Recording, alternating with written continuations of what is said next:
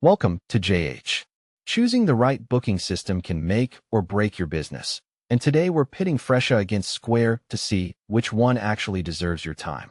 No pressure, right? First, let's look at Fresha. Designed specifically for the beauty and wellness industry, it offers online booking, inventory management, and a marketplace to help you find new clients. It's highly rated and very affordable, making it a favorite for salons, because we all know the industry runs on coffee and cost-cutting. However, keep in mind that marketplace bookings come with fees, and if you aren't in the beauty niche, this platform is about as flexible as a concrete slab. Next up is Square Appointments.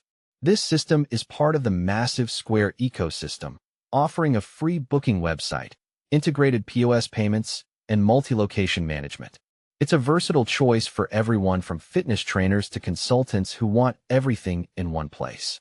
The downside is that you'll need to pay for higher tiers if you have a team, and the customization can feel a bit one-size-fits-all, which we know usually means it doesn't quite fit anyone perfectly.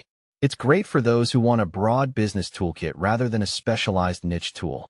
In the end, the choice depends on what you're actually doing with your day.